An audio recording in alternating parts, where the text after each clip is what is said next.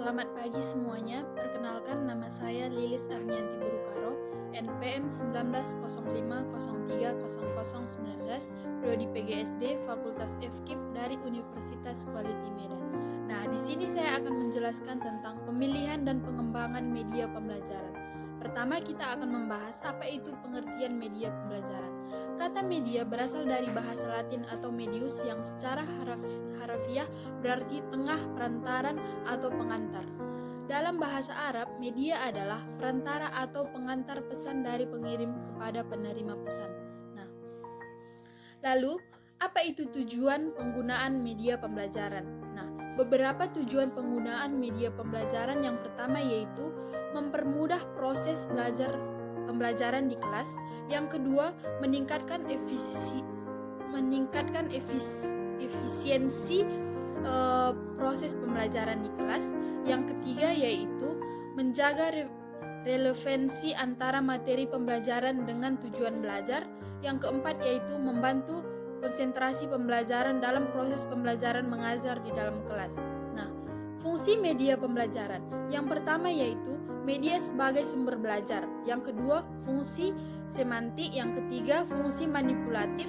Yang keempat yaitu fungsi fiksatif. Yang kelima yaitu fungsi distributif. Dan yang terakhir keenam yaitu fungsi psikologis. Pemilihan media pembelajaran. Nah, banyak sekali media di lingkungan sekitar kita yang dapat dimanfaatkan dalam proses pembelajaran. Untuk itu, kita perlu memilih media pembelajaran yang tepat.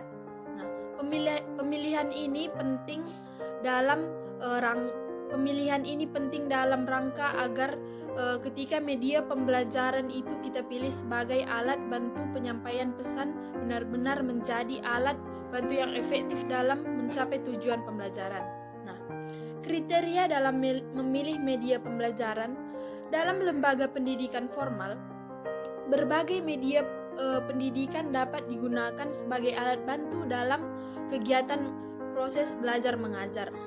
Baik media jadi yang dibeli dari toko atau pasar, bebas mampu media yang dibuat sendiri, atau media yang disiapkan dan dikembangkan oleh sekolah itu sendiri. Nah, kriteria umumnya yaitu yang pertama faktor tujuan, faktor efektivitas, faktor kemampuan guru dan siswa. Yang keempat faktor fleksibilitas.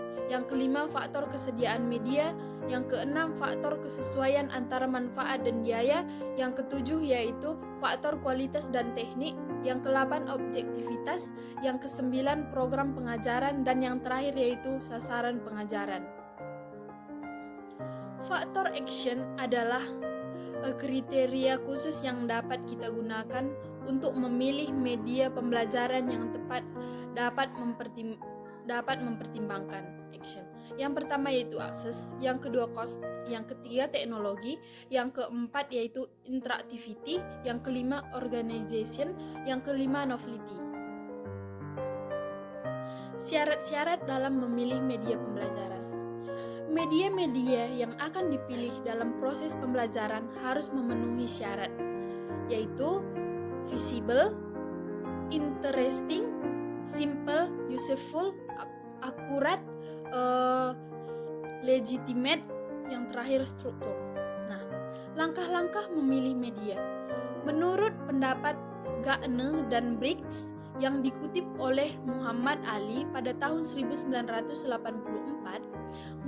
menyarankan langkah-langkah dalam memilih media pembelajaran, yaitu yang pertama yaitu merumuskan tujuan pembelajaran, yang kedua mengklasifikasi tujuan berdasarkan domain atau tipe belajar, yang ketiga yaitu memilih peristiwa-peristiwa pengajaran akan berlangsung, yang keempat yaitu menentukan tipe perangsang untuk tiap peristiwa. Yang kelima yaitu mendaftar media yang dapat digunakan pada setiap peristiwa dan pengajaran. Yang keenam yaitu mempertimbangkan atau berdasarkan nilai kegunaan atau media yang dipakai. Yang ketujuh yaitu menentukan media yang terpilih akan digunakan. Yang kedelapan yaitu menulis rasional atau penelaah pemilihan media tersebut. Yang kesembilan yaitu menuliskan tata cara pemakaian pada setiap peristiwa, dan yang terakhir yaitu menuliskan skrip pembicaraan dalam penggunaan media. Menurut Anderson pada tahun 1976 menyarankan langkah-langkah yang perlu ditempuh dalam pemilihan media pembelajaran, yaitu langkah pertama yaitu penerangan atau pembelajaran, yang langkah kedua yaitu tentukan transmisi pesan, yang ketiga tentukan karakteristik pelajar, yang keempat klasifikasi media, dan terakhir yaitu analisis karakteristik masing-masing media. Nah, prinsip-prinsip dalam penggunaan media pembelajaran yang pertama yaitu dalam proses belajar mengajar, seorang guru belum cukup apabila hanya mengetahui kegunaan dan mengetahui penggunaan media itu saja. Lalu pembelajaran melainkan harus mengetahui dan terampil bagaimana cara menggunakannya. Sehubungan dengan hal itu ada beberapa prinsip atau kriteria penggunaan media yang perlu dipahami oleh guru dalam proses belajar mengajar, yaitu ketepatan dengan tujuan pembelajaran. Artinya media pembelajaran dipilih atas dasar tujuan-tujuan instruksional yang telah diterapkan. Yang kedua yaitu dukungan terhadap isi bahan pembelajaran. Artinya bahan pembelajaran yang sifatnya fakta. Prinsip yang sangat memerlukan bantuan media agar mudah dipahami oleh siswa. Yang ketiga yaitu atau C, kemudian memperoleh media. Artinya media yang dipergunakan mudah memperolehnya. Setidak-tidaknya dapat dibuat oleh guru pada saat mengajar atau mungkin sudah tersedia di sekolah. Alasan praktis pemilihan media.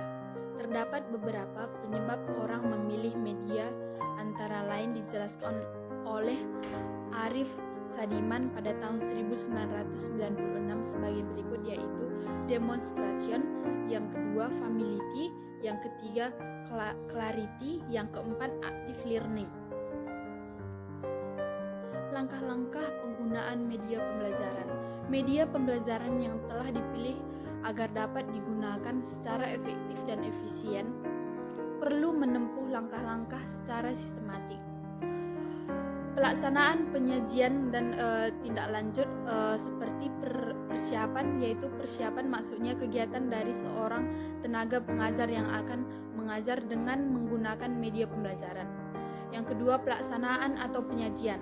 Yang ketiga yaitu tindak lanjut, yaitu kegiatan ini perlu digunakan untuk memantapkan pemahaman peserta didik tentang materi.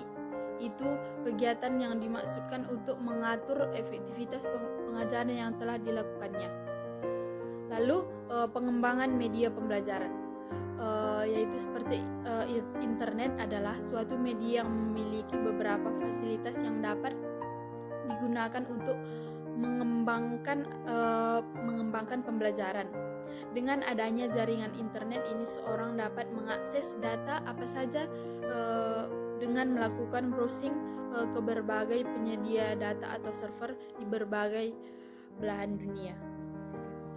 Baiklah semuanya, sekianlah hasil dari pemaparan saya tentang pemilihan media pembelajaran IPA di SD. Semoga dapat bermanfaat untuk kita semua. Jika ada tutur kata yang tidak baik dari saya minta maaf. Sekian dan terima kasih.